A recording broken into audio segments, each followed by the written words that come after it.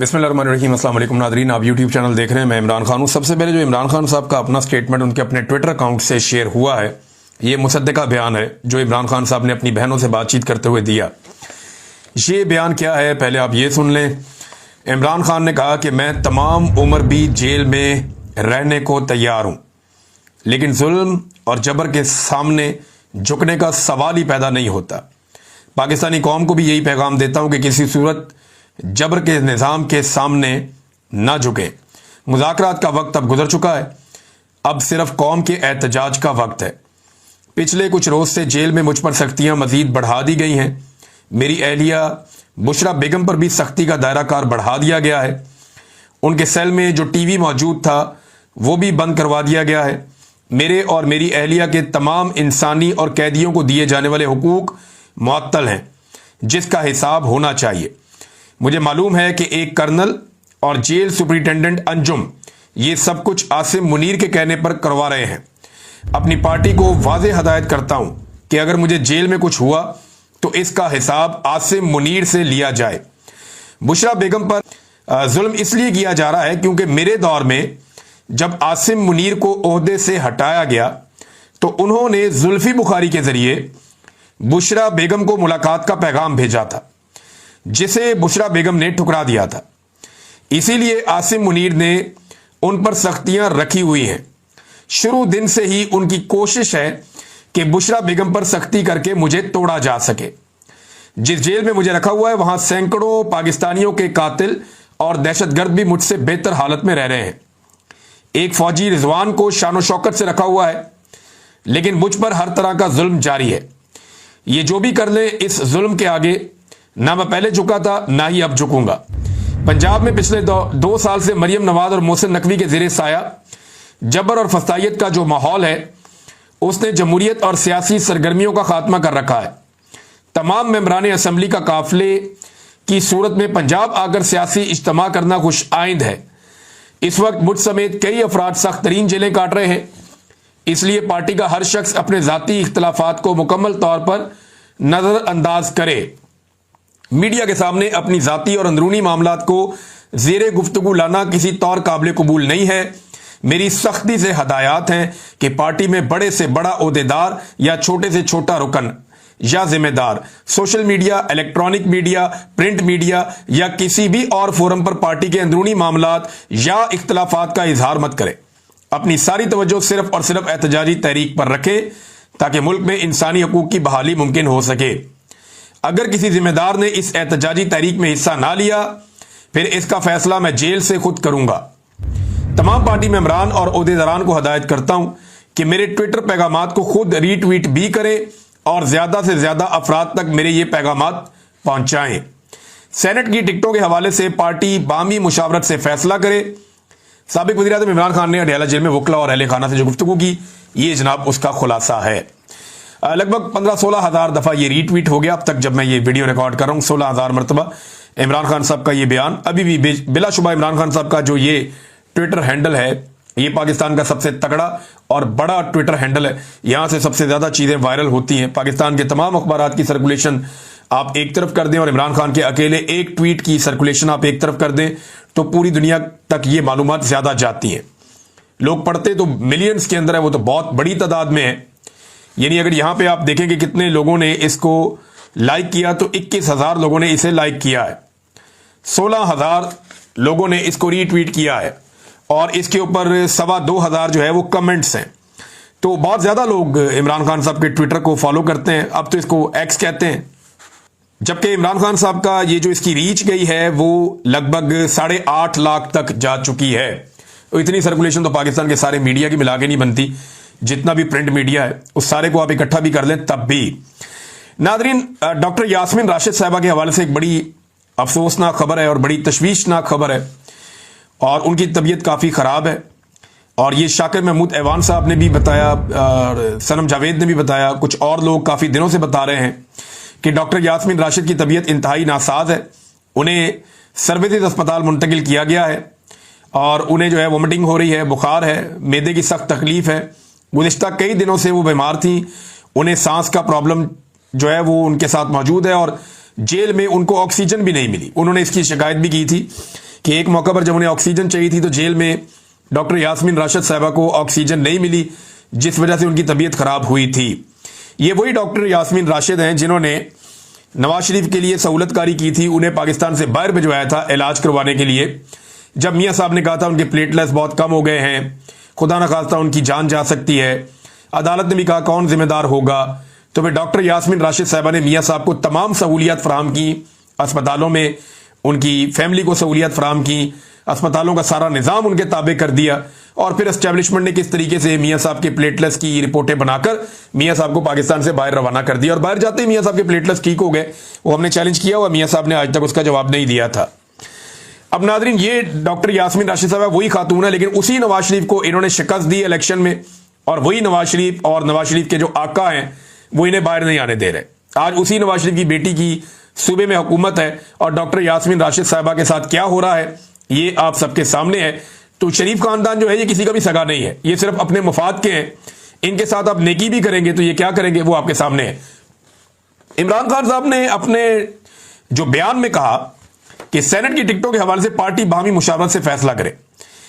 इससे पहले इमरान खान साहब खुद फाइनल करते रहे हैं टिकटें। अभी शेख वकास अकरम साहब ने नेशनल टीवी पे इंटरव्यू देते हुए कहा, वसीम बदामी साहब से वो बात कर रहे थे, तो शेख वकास अकरम साहब ने कहा कि मिर्जा अफरीदी का टिकट पहले भी इमरान खान ने फाइनल किया था, अब भी इमरान खान ने फाइनल किया है। तो जो लोग भी तनकीद कर रहे हैं वो इमरान खान के फैसले पे तनकीद कर रहे हैं। तो देखें, अगर सरमायादार को टिकट इमरान खान साहब देंगे और ये बताएंगे कि वो इनकलाब ला रहे हैं इसके जरिए से, तो ये तो फिर कोई भी बिलीव नहीं करेगा। अगर मिर्जा अफरीदी जो है ये अपने पैसे की बलबूते के ऊपर काबिल कबूल बन गया, जिसने बहुत इंजॉय किया वो टाइम जब पाकिस्तान तहरीक इंसाफ को मार पड़ रही थी, जब तहरीक इंसाफ के कारकुनों को, मीडिया को, शायरों को, सिविल सोसाइटी को, वकला को, सबको मार पड़ रही थी, आम आदमियों को, औरतों को मार पड़ रही थी, उस वक्त मिर्जा अफरीदी और कुछ और लोग एंजॉय कर रहे थे। अगर मिर्जा अफरीदी ने उनके लिए ये गुंजाइश निकल गई है तो असद उमर, अली जैदी, इमरान इस्माइल, फवाद चौधरी, फारूक हबीब, महमूद खान, अंदलीब और मुराद राज, बहुत सारे दर्जनों और लोग हैं, बेशुमार हैं, तो इन सब के लिए भी गुंजाइश निकल जानी चाहिए फिर तो। या सिर्फ उसी के लिए गुंजाइश निकलेगी जिसके पास पैसा ज्यादा है या जो चंदा ज्यादा दे सकता है? तो ये तो इमरान खान के खाते डाल दिया। शेख वकास अकरम साहब ने क्लियरली कह दिया कि पहले भी मिर्जा अफरीदी को इमरान खान ने फाइनल किया था और अब भी इमरान खान ने फाइनल किया। वैसे इमरान खान साहब ने जेल में बहुत सारे लोगों को वादा कर लिया था सेनेटर बनाने का, लेकिन हुआ ये कि पीटीए की सीटें कम रह गई, मखसूस नशिस्तें भी चली गई, उससे भी 2 सेनेटर इनके कम हो गए। तो जब सेनेटर्स की तादाद कम होती चली गई तो ऐसी सूरत में यानी एक आधा सेनेटर ज्यादा अपोजिशन को, इनको तो 9-10 सेनेटर इनको मिल रहे थे। तो इमरान खान साहब ने उतने ही लोगों से वादा कर लिया था, अब वादा ज्यादा से कर लिया, सीटें कम रह गई हैं, लिहाजा पार्टी जो है वो खुद ही डिसाइड करे। तो पार्टी का झुकाव तो बिजाइड जो दिखाई दे रहा है वो सरमायादारों की तरफ है और सरमायादारों को फायदा होगा। कुदरती वसाइल पर मकामी लोगों का हक होगा, लोगों की जबान और कल्चर का एहतराम किया जाए। उन्होंने कहा जी इन नकात के ऊपर आप मुत्तफिक हो जाए, इमरान खान से दस्तखत मैं करवा लाऊंगा। सादी सी बात है। अब यहां पे हो यह रहा है कि हुकूमत की कोशिश है कि अपोजिशन को साथ लेकर बैठ जाए, जरा वो तस्वीरें बन जाए, वीडियोज आ जाए। अभी देखें ना, नोटिफिकेशन आया तो पीटीआई वाले लाइन में खड़े होकर नोटिफिकेशन ले रहे हैं अयाज सादिक साहब से। एक आधा बंदा जाके भी ले सकता था, नोटिफिकेशन जारी हो गया, वो जाकर लेकर लाइन में खड़े होकर वो इतनी बड़ी अचीवमेंट बनाने की क्या जरूरत है? आप पाकिस्तान की जीती हुई पॉलिटिकल पार्टी है, आपका तो वजीर आजम होना चाहिए था, और आप अपोजिशन लीडर का ओहदा लेने में आपको 5 महीने लगे और सारे लाइन में लग के हंसते हुए जो है वो आप ये ओहदा ले रहे हैं, तो ना मुनासिब है, इसके बगैर गुजारा हो सकता था। बहरहाल इसी तरह की तस्वीरें इस वक्त हुकूमत को चाहिए ताकि इन तस्वीरों के जरिए से वो अपनी बालादस्ती और अपनी हुकूमत की लिजिटिमेसी वो ये साबित कर सके और अपनी हुकूमत का जवाब फराहम कर सके। नाज़रीन, बलूचिस्तान में जो खरान में वाकया हुआ उसकी तफसीलात कुछ और भी आई। अब हुकूमती जराये से जो खबर आई वो ये है कि खरान में सिक्योरिटी फोर्सेज ने कार्रवाई की है और 12 शिद्दत पसंद हलाक हो गए। ये अब ISPR ने इसके ऊपर एक स्टेटमेंट दिया है और उन्होंने कहा जी 15 से 20 शिद्दत पसंदों ने खरान में पुलिस स्टेशन पर हमला किया था। नेशनल बैंक और हबीब बैंक की इमारतों पर भी हमला किया गया, जिस दौरान उन्होंने बैंकों से लाखों रुपए की डकैती भी की। 34 लाख रुपया लिखा उन्होंने। ISPR के मुताबिक सिक्योरिटी फोर्सेज ने जवाबी कार्रवाई की है, 12 शिद्दत पसंदों को हलाक कर दिया है और पुलिस स्टेशन में लोगों को यरगमाल बनाने की कोशिश को भी नाकाम बना दिया है। अच्छा, ये खबर अब आई है ISPR की जानिब से, जबकि दूसरी तरफ जो है वो पहले जो खबर आई थी जहां पे पुलिस के जराये थे और मकामी जराए थे वो ये बता रहे थे कि कैदियों को भी छुड़वा के ले गए हैं, बैंक शंक भी लूट कर चले गए हैं, असला भी लेकर पुलिस से चले गए हैं और पुलिस का जो सामान है उसको नुकसान भी पहुंचाया। अब ये दूसरी खबर आई है, अब ये ऑपरेशन उसके बाद में हुआ या उसी ऑपरेशन का हिस्सा है, इस बारे में हम कुछ कह नहीं सकते, लेकिन ये वाकया बड़ा अफसोसनाक खारान बलूचिस्तान का जो इलाका है वहां पे हुआ है। अब बलूचिस्तान के जो वजीर आला है ना, वो आए मंजर आम पे और एक अजीबोगरीब उन्होंने मंतक दे दी। उन्होंने कहा कि बलूचिस्तान के कई इलाकों में इंटरनेट टावर लगे हैं, किसके फंड से और क्यों लगे हैं, ये टूल्स रियासत के खिलाफ इस्तेमाल हुए हैं। वो ये कहते हैं जो इंटरनेट दूर दराज के इलाकों में जा रहा है ना, सड़कों पे, पहाड़ों में, चरागाहों में, ये जो इंटरनेट दूर दूर तक जा रहा है, ये इंटरनेट रियासत के खिलाफ इस्तेमाल हुआ है। वैसे दुनिया की शायद वाहिद हुकूमत है जिसको इंटरनेट से प्रॉब्लम है। इंटरनेट जदीद दुनिया का एक टूल है ना, इससे कनेक्टिविटी पैदा होती है, इससे राब्ते जन्म लेते हैं, इससे लोग तरक्की करते हैं, लेकिन हमारे यहां कहते हैं इससे दहशतगर्दी आती है। आप इंटरनेट बंद करके दहशतगर्दी रोकेंगे? आपको बंदूकों की और सामान की स्मगलिंग रोकनी चाहिए, आपको गैर कानूनी गाड़ियों, गैर कानूनी असले की स्मगलिंग रोकनी चाहिए, उससे दहशतगर्दी रुकेगी। आपको बॉर्डर के ऊपर कंट्रोल करना चाहिए, आपको अपनी रेट कायम करनी चाहिए, हर जिले के अंदर आपकी रेट होनी चाहिए। अब इंटरनेट बंद कर देंगे तो इसका मतलब तो यह है कि आपने ये तस्लीम कर लिया कि जिन इलाकों में हुकूमत का राज नहीं है वहां पे हम इंटरनेट भी नहीं जाने देंगे। ये बड़ी अजीब मंतक है। रियासत जो होती है उसकी जिम्मेदारी होती है, जो आदमी अकेला भी ट्रेवल कर रहा है दूर दराज इलाकों तक, तो जदीद दुनिया में रियासत की जिम्मेदारी है कि वो जब चाहे अपना फोन निकाले और राब्ता कर सके। इससे लोग अपने आप को सिक्योर महसूस करते हैं। लेकिन इन्हें लगता है कि इंटरनेट को इनके खिलाफ इस्तेमाल किया जाता है, तो ये रियासत की कमजोरी है जो अपनी रेट साबित नहीं कर पा रही बदकिस्मती से। और बलूचिस्तान में, सिंध में वैसे भी पीपल्स पार्टी की हुकूमत है। अब बिलावल की तारीफें की हैं अफसार आलम ने। अफसार आलम ने कहा कि बिलावल भुट्टो ने इस्लामाबाद में अंग्रेजी में प्रेजेंटेशन दी। भाई अंग्रेजी उसको आती है, वो अंग्रेजी में प्रेजेंटेशन दे दे, ये कौन सी बड़ी बात है। यहां छोटे छोटे बच्चे हैं जहां मैं रहता हूं, ये स्कूलों में पढ़ते हैं, बड़ी अच्छी अंग्रेजी बोलते हैं क्योंकि उनकी जबान है। बिलावल ने सारी उम्र वलायत में गुजारी है तो उसकी अंग्रेजी बहुत अच्छी है। अंग्रेजी और उर्दू की बात ना करें, कॉमन सेंस की बात करें। और क्योंकि अंग्रेजी में अच्छी प्रेजेंटेशन दी है तो जिसमें उन्होंने अपने सूबे में काम और चैलेंजेस बताए हैं, ऑक्सफोर्ड के स्टूडेंट का तर्ज सियासत कमाल था। इमरान खान साहब भी वहीं के पढ़े हुए हैं, बेनजीर भुट्टो भी। ये बताएं आपका लीडर नवाज शरीफ कहां से पढ़ा हुआ है, जरा वो भी पता करवा ले। तो अंग्रेजी, क्योंकि अफसार आलम साहब को लगा कि शायद अंग्रेजी बोलने से आदमी बहुत पढ़ा लिखा और बड़ा दाना और दानिश्वर हो जाता है। हालांकि जापान के अंदर बेहतरीन पढ़े लिखे शानदार लोग हैं, उन्हें अंग्रेजी नहीं आती, वो अपनी जबान में तालीम हासिल करते हैं। दुनिया के और भी बहुत सारे ममालिक हैं, जर्मनी आप चले जाए, शानदार तालीम याफ्ता नौजवान है, क्या जबरदस्त तरक्की कर रहे हैं, साइंटिस्ट हैं, उनको अंग्रेजी नहीं आती। तो ये अंग्रेजी कोई वजह नहीं है कि आप पढ़े लिखे और समझदार हैं तो आपको अंग्रेजी आएगी, इंटरनेशनल लैंग्वेज है। अब बिलावल ने क्योंकि अपना बचपन वहां गुजारा, उसको उर्दू ठीक नहीं आती, उसको इंग्लिश आती है, तो ये अब कोई वजह तो नहीं है। देखिए ना, आप एजुकेशन के ऊपर आप बात करें, पढ़ा लिखा है, तो जरा बिलावल के सिंध का हिसाब लगा लेते हैं ना। ये हुकूमती इकोनॉमिक सर्वे की बात मैं आपको बता रहा हूं, किसी और की नहीं बता रहा। हुकूमती इकोनॉमिक सर्वे 2025 के मुताबिक सिंध के 69% सरकारी स्कूल बिजली से महरूम है, 43% में टॉयलेट ही नहीं है, 42% स्कूलों में पीने का पानी दस्तयाब नहीं है, जबकि 39% की चार दीवारी ही मुकम्मल नहीं है। सिंध में 17 सालों से बिलावल की हुकूमत है, ये वहां पे हुक्मरान है। क्या बिलावल इसका जवाब दे सकते हैं कि ये सारा कुछ क्यों नहीं है सिंध में? देखिए, अगर जवाब लेना तो फिर बिलावल से इस बात का जवाब मांगे ना।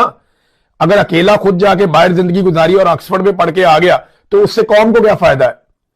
17 साल से वहां पे हुकूमत है और स्कूलों की हालत आप देख लें। खैबर पख्तूनख्वा तालीम में आपसे आगे जा रहा है, पंजाब के अंदर स्कूलों को प्राइवेटाइज करते जा रहे हैं। इनकी प्रायोरिटी नहीं एजुकेशन, इनको पता है जो तालीम हासिल कर लेता है उसे शऊर आ जाता है, वो सवाल पूछता है, सवाल से इनको मौत पड़ती है। तो ये नाजरीन एक चीज थी, मैंने कहा मैं आपके सामने रखूं। राना सनाउल्लाह साहब ने एक दावा किया, उनके बकौल पाकिस्तान तहरीक इंसाफ से राब्ते हो रहे हैं। ये मैं चाहता हूं कि जो राना सनाउल्लाह ने एग्जैक्टली कहा वही मैं आपको पढ़ के सुनाऊं, ये इंपॉर्टेंट है चीज। राना साहब ने कहा महमूद अचकजई और सीनियर पीटीआई रहनुमाओं से राब्ता रहता है, लेकिन गालम गलोच और कल्ट ब्रिगेड की वजह से नाम जाहिर नहीं करते। यानी पीटीआई के लोग या चकजई साहब बताते नहीं है कि उनका राब्ता हो रहा है, वो राब्ते में रहते हैं। राणा साहब ने ये दावा किया क्योंकि वो लोग उनके खिलाफ शुरू हो जाते हैं, सोशल मीडिया वाले, और उनकी शामत आ जाती है, लेकिन पीटीआई वालों से राब्ता रहता है। देखिए, पॉलिटिकल लोगों का राब्ता रहना बहुत अच्छी बात है।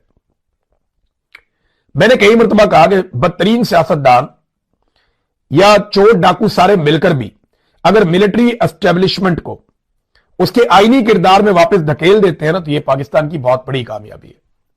इमरान खान ने नवाज शरीफ को मौका दिया था कि वो जमहूरियत को चुन ले, लेकिन आज से कुछ अर्सा पहले नवाज शरीफ ने जमहूरियत की बजाय आसिम मुनीर साहब को चुन लिया, और अब वो वही कर रहे हैं। अपने बैनर्स और पोस्टर्स के ऊपर भी आसिम मुनीर साहब का फोटो लगाते हैं। तो वो जूतों के तस्मों के साथ लटक गए बेचारे, जूते पॉलिश करने में लग गए हैं। तो वो रास्ता उन्होंने खुद चुना है। इमरान खान ने इन्हें पूरा मौका दिया था जमहूरियत के लिए, और ये मौका हमेशा रहना चाहिए। सियासतदान बातचीत ही करते हैं, बंदूकें नहीं चलाते होते। हां, अगर बातचीत इस बात पे हो जाए या इस नतीजे पे ये कभी भी अपनी बातचीत के बदले में पहुंच जाए कि पाकिस्तान की मिलिट्री एस्टेब्लिशमेंट को उसके आईनी किरदार में रखना है और पाकिस्तान के सियासतदान और सियासी जमातें फैसला करेंगी कि पाकिस्तान कैसे चलेगा, मुल्क को आहिस्ता आहिस्ता सिविलियन सुपरमेसी की तरफ ले जाएं, तो ये तो बड़ी कामयाबी हो जाएगी। ये होना चाहिए। राब्ते बुरी बात नहीं है, लेकिन बंदर बांट जो है वो ठीक नहीं है, लोगों को उससे तकलीफ होती है। नाज़रीन, पाकिस्तान तहरीक इंसाफ ने एक बड़ा शानदार किस्म का कंपैरिजन दिया है। ये कंपैरिजन मैं आपके सामने रखता हूं, और ये एक वीडियो उन्होंने जारी की है, बड़ी इंटरेस्टिंग वीडियो है। इसमें पहले पेज के ऊपर इन्होंने इमरान खान साहब और आसिम मुनीर साहब का फोटो दिखाया, 2022 और 2025 लिखा, फ्रॉम बूम टू बस्ट, यानी कहां ऊंचाई से नीचे गिरावट की तरफ ले गए पाकिस्तान को।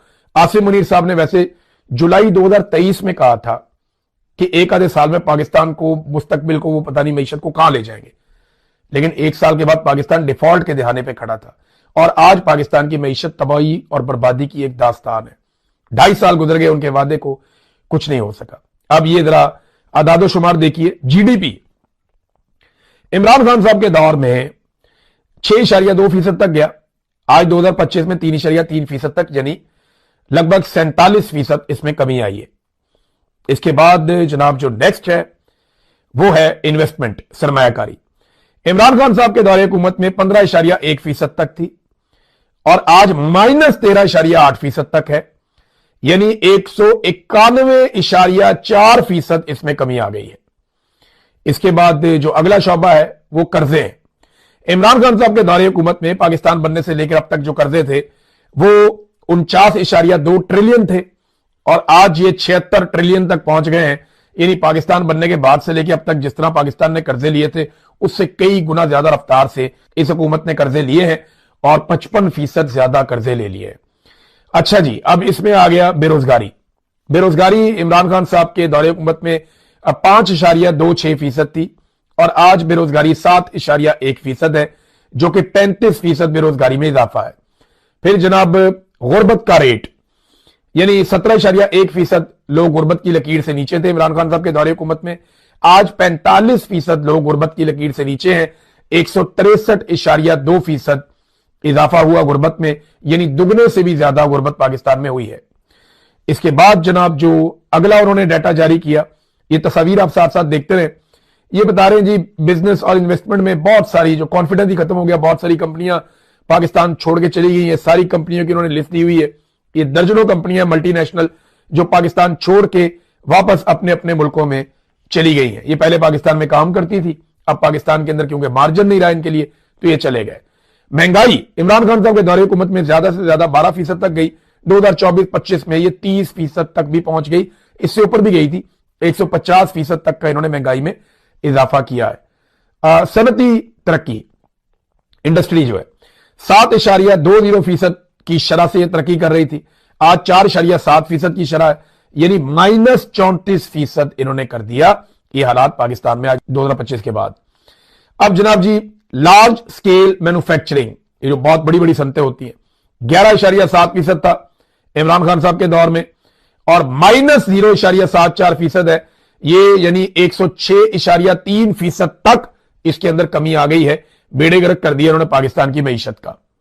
इसके बाद टेक्सटाइल एक्सपोर्ट, जो पाकिस्तान टेक्सटाइल बाहर भेजता है, 19.3% था, आज 17.3% है, 10% से ज्यादा इसमें कमी आ चुकी है। सर्विसेज सेक्टर, ये जो अब खिदमात जो आपकी बाहर जाती है, उसमें पाकिस्तान 6.2% था, आज 2.9% है, इसमें भी -53% पाकिस्तान नीचे गया है। ज़राई शोबे में पाकिस्तान के साथ क्या हुआ ये भी आप देख ले, 6.58% तक पाकिस्तान का ज़राई शोबा तरक्की कर रहा था और पीडीएम के सरकार में ये पहुंच गया -13.4% तक, यानी 303.6% गिरावट आई है। 3 गुना से ज्यादा ज़रात में पाकिस्तान को नुकसान हुआ इमरान खान साहब का दौरे हुकूमत खत्म होने के बाद। ये बहुत सारा और डाटा भी है, यानी इसमें उन्होंने बताया कि गंदम की पैदावार पाकिस्तान में कम हुई, मकई की पैदावार पाकिस्तान में कम हुई, गन्ने की पैदावार पाकिस्तान में कम हुई, पाकिस्तान के अंदर जो है वो दालों की पैदावार वो भी कम हुई, पाकिस्तान में जो एक्सचेंज रेट है यानी डॉलर की जो कीमत है वो 180 से 283 पे चली गई, पाकिस्तान के अंदर जो पेट्रोल की प्राइस है वो भी 75% उसमें इजाफा हो गया, डीजल की प्राइस में 83% उसके अंदर इजाफा हो गया।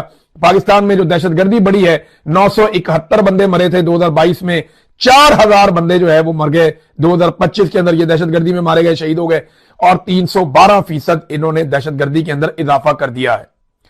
और जो प्रेस फ्रीडम इंडेक्स, यानी ये सारी चीजें बताने के लिए जो मीडिया की आजादी थी, वो पाकिस्तान पहले 145वें नंबर पे था।